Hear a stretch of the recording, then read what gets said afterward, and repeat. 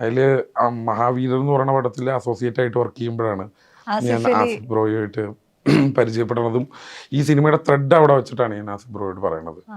അപ്പം ത്രെഡ് കിട്ടോ അവിടെ രസമുണ്ടല്ലോ എന്ന് പറഞ്ഞു. അങ്ങനെ എന്താണ് ടൈറ്റില്? ഞാൻ പറഞ്ഞു ആഭ്യന്തര കുറ്റവാളി എന്നാണ്. ഒരു സിനിമ ഉണ്ടാക്കിയെടുക്കുക എന്ന് പറയുന്നതിൻ്റെ എഫേർട്ട് ഭയങ്കരമാണ്.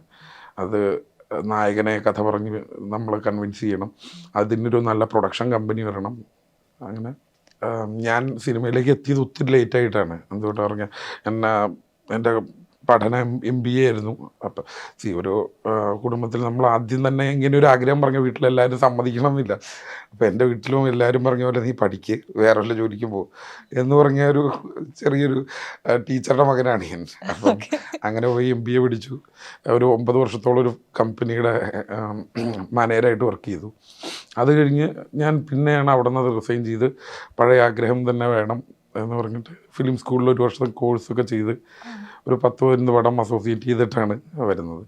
അതിൽ മഹാവീരർ എന്ന് പറയുന്ന പടത്തിൽ അസോസിയേറ്റ് ആയിട്ട് വർക്ക് ചെയ്യുമ്പോഴാണ് ഞാൻ ആസിഫ് ബ്രോയുമായിട്ട് പരിചയപ്പെടുന്നതും ഈ സിനിമയുടെ ത്രെഡ് അവിടെ വെച്ചിട്ടാണ് ഞാൻ ആസിഫ് ബ്രോയോട് പറയണത്. അപ്പം ത്രെഡ് കിട്ടോ അവിടെ രസമുണ്ടല്ലോ എന്ന് പറഞ്ഞു. അങ്ങനെ എന്താണ് ടൈറ്റില്? ഞാൻ പറഞ്ഞു ആഭ്യന്തര കുറ്റവാളി എന്നാണ്. ഉണ്ടായിരുന്നു. അപ്പോൾ സ്ക്രിപ്റ്റിൻ്റെ എന്താ പറഞ്ഞു കഴിഞ്ഞാൽ ഈ സിനിമയ്ക്ക് എന്ത് പേരിടും എന്ന് ഞാനിങ്ങനെ ആലോചിച്ചുകൊണ്ടിരുന്നപ്പം ഒരു കുറ്റവാളി, ആ കുറ്റവാളി എങ്ങനെ വിശേഷിപ്പിക്കണം? അപ്പം ഞാൻ അന്ന് മനസ്സിൽ വന്നൊരു ചിന്തയാണ്, ഒരു സ്റ്റേറ്റിൻ്റെ ഏറ്റവും പവർഫുള്ളായിട്ടുള്ള ഒരു ഭാഗം എന്ന് പറയുന്നത് ആഭ്യന്തരമാണ്. അപ്പം അതിൽ നിന്നൊരു ആഭ്യന്തരവും കുറ്റവാളിയും കൂടെ കൂട്ടിച്ചേർത്തിട്ടാണ് ആഭ്യന്തര കുറ്റവാളി എന്ന് പറയുന്ന പേരിലേക്ക് എത്തുന്നത്. എന്നാൽ അയാൾ ചെയ്ത കുറ്റം എന്ന് പറയുന്നത് ഒരു കല്യാണം കഴിച്ചു എന്ന് പറയുന്നൊരു ചെറിയൊരു കളിയാണ്. അതാണ്. അപ്പം അത് പിന്നെ ഒരു 3 വർഷം 4 വർഷം ഇതിൻ്റെ പുറകെയായിരുന്നു. പല പല പ്രശ്നങ്ങളും കാര്യങ്ങളും ഒക്കെ തരണം ചെയ്ത് ഒരു സിനിമ ഉണ്ടാക്കിയെടുക്കുക എന്ന് പറയുന്നതിൻ്റെ എഫേർട്ട് ഭയങ്കരമാണ്. അത് നായകനെ കഥ പറഞ്ഞ് നമ്മൾ കൺവിൻസ് ചെയ്യണം, അതിനൊരു നല്ല പ്രൊഡക്ഷൻ കമ്പനി വരണം. അങ്ങനെ പ്രത്യേകിച്ചും ആദ്യ സിനിമ എന്ന് പറയുന്നത് ഒരു വലിയ ഉറപ്പായിട്ടും. അതായത് ഇപ്പം ഞാൻ പ്രൂവ് ചെയ്തിട്ടില്ല, അസോസിയേറ്റ് ഞാൻ പ്രൂവ് ചെയ്തിട്ടുണ്ട്.